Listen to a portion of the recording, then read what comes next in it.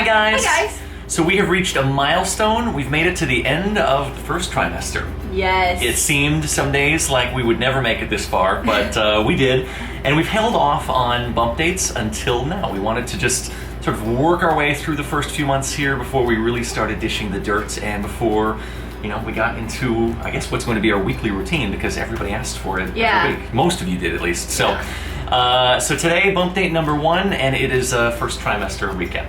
Yeah. Before I start, guys, telling you exactly how the first trimester played out for me, I do want to preface this video saying that even though my body was going through such difficult moments and changes, we both were grateful the entire time for whatever was happening. So yeah, no question about that. So shall we start? Let's get it going. All right. I'm gonna be looking down because I made a lot of notes. Obviously, this is like 3 months in the making. So it all started for me with OHSS. OHSS was my very first symptom. OHSS is not necessarily a symptom of pregnancy, but sometimes it is activated or worsened by pregnancy, and that's what happened to us. We did go through infertility treatment, and I did go through stimulation, ovarian stimulation, and it caused a hyperstimulation. So if you missed our first vlogs, we're gonna do a pregnancy playlist so you guys can go through everything that happened from the beginning, and we'll click it up here for you guys. Check it out up there because it really does start right there. Your body's so full of hormones at the time, and then your ovaries sort of went crazy and it kicked everything off. They did. So I accumulated over 2 liters of extra liquid, guys, and it was so uncomfortable. Picture that for just a second. Right. Like a 2-liter Coke strapped to your midsection. There are moments that I couldn't sit up straight. It was difficult, and our biggest concern is that this liquid didn't bleed into my lungs, and we had several ultrasounds to make sure that everything was fine, and thankfully it was fine. I had to be put on a diet of high protein. I was drinking this protein supplement called albumin 3 times a day, and it was disgusting.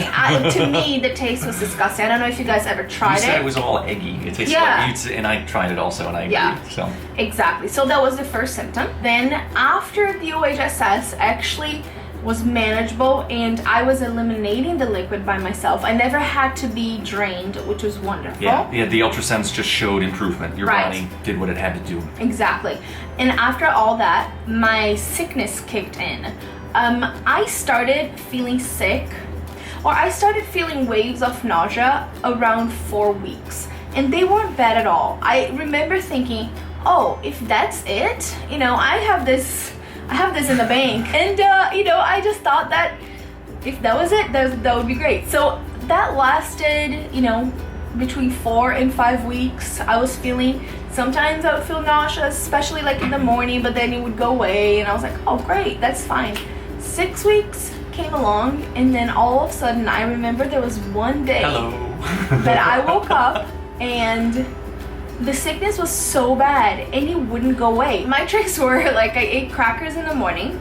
The first thing I had like crackers next to my bed. Those helped in the beginning, but after a while they seriously, I don't know, it just didn't help. The sickness would never go away, and I had all day sickness. It was horrible. Yeah, we have a big bucket in the kitchen, and I had to bring it down from the top shelf, and it just lived next to Priscilla. The funny thing is that I never threw up. I just felt sick, and I never got relief from the sickness from throwing up, and that was, I think, really, really hard. And you would have felt better if you could have just been sick. I think that's how it felt, at least. But you never could, and then so that nausea would just sit there and fester.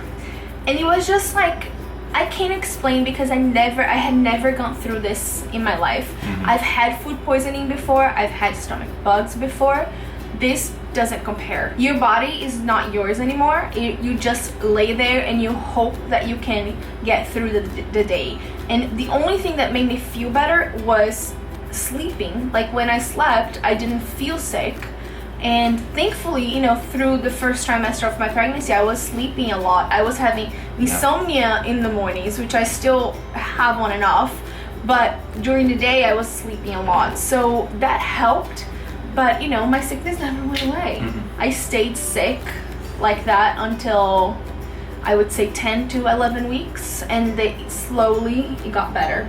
slowly. So another issue that was perhaps, I would say, the hardest issue that we had in our first trimester was that I had vaginal bleeding. After going through vaginal bleeding and researching so much about it, now we understand that it's quite common, especially in the first trimester. However, the first trimester, as many of you know, is the most delicate trimester of pregnancy because, you know, you have this little embryo forming into a baby, into a fetus, and many things can go wrong, and it's a very fragile process for both the baby and the mother. Yeah. So when I saw that I had bleeding, was out of the blue, and I was terrified. I was petrified. That led into a lot of emergency ultrasounds. Absolutely. We both were. I mean, it's such a delicate time, and you hear it, you read it, that like you need to get through that first trimester until things are really going to stick, you know, until your odds improve greatly, until you can feel good about it. Right. And so when you're in the midst of that, and you're sort of, you know, you've been holding your breath for a couple of months, and all of a sudden you see that, like your brain goes into overdrive. What's the problem? Okay, what do we do? Right. And in our case, it definitely was some trips all the way across town for these emergency ultrasounds at the hospital, not with our usual doctor. And it was so necessary for some peace of mind.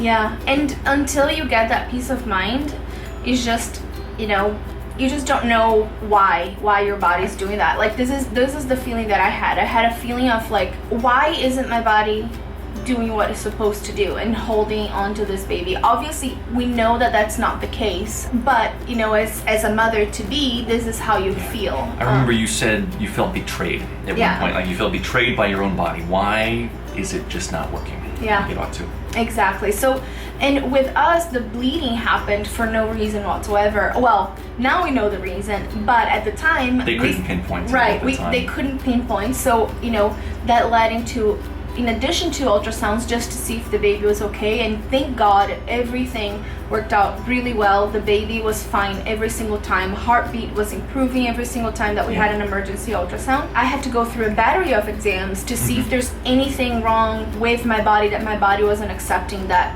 you know, that baby. So thankfully everything came back completely fine. Every time, every single time, and we're very grateful for it, because that was the most fragile and terrifying moment, I think, for the both of us throughout our pregnancy so far. We'd be at the hospital early morning, glassy eyes, but thankfully it always ended with a smile and with relief. You know, seeing the little one. Exactly. So that also led to bed rest. As you guys know, if you followed our pregnancy journey so far, I had bed rest.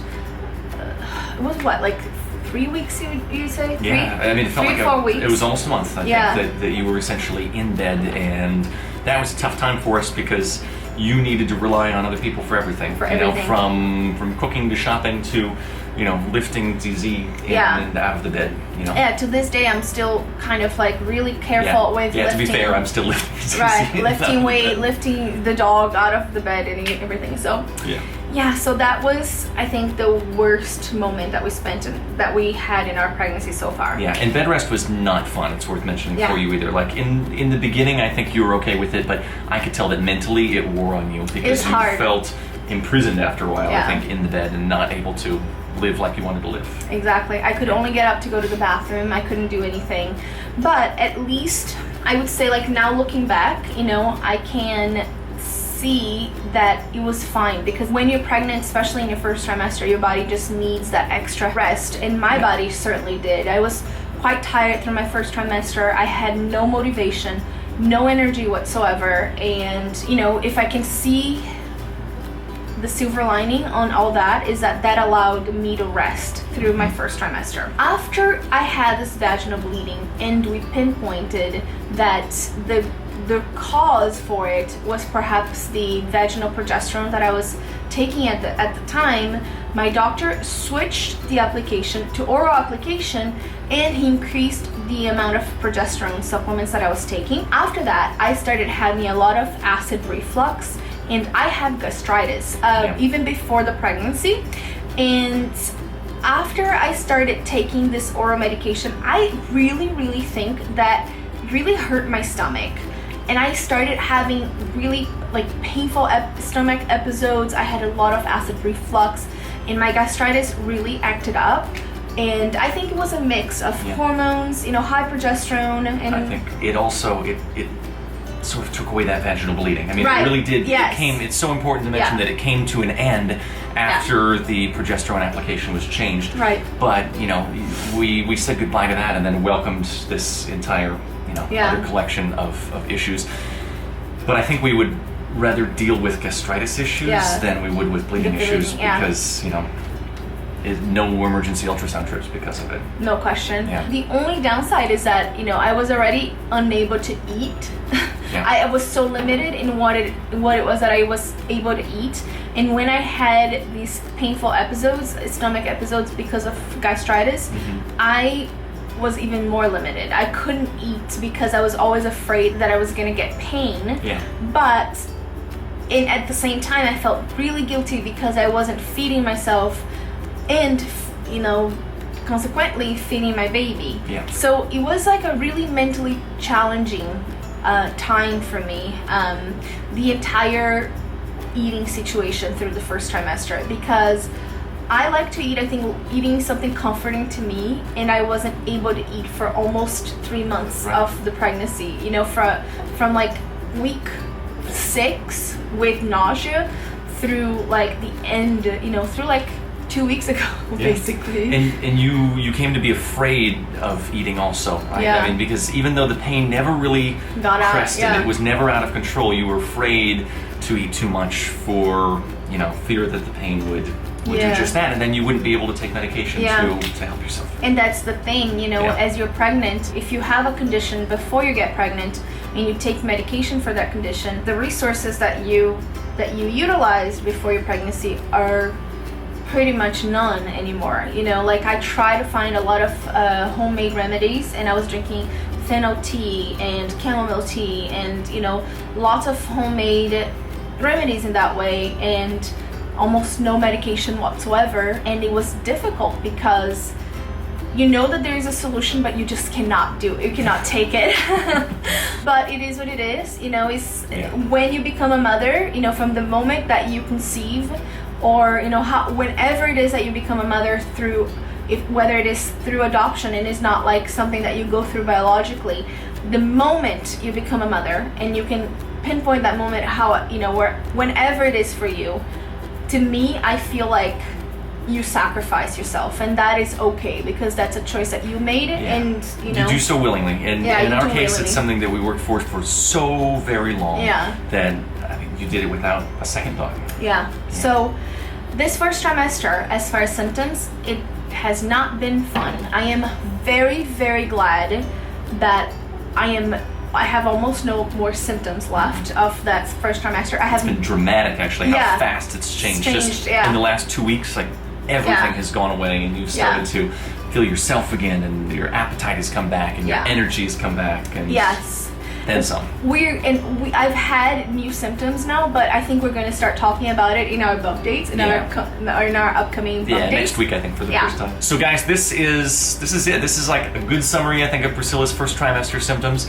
Most important thought to leave you guys with is that even though it was so challenging, and a lot of these, when you hear them sort of all listed out, they sound tough, and we don't want to come across as if we're complaining about it. I know that's not your intention at all. Not at all. We feel so grateful to be going through this process. It's something that we have worked toward for years, and are finally, blessed to be in these shoes that we're in right now. Yeah.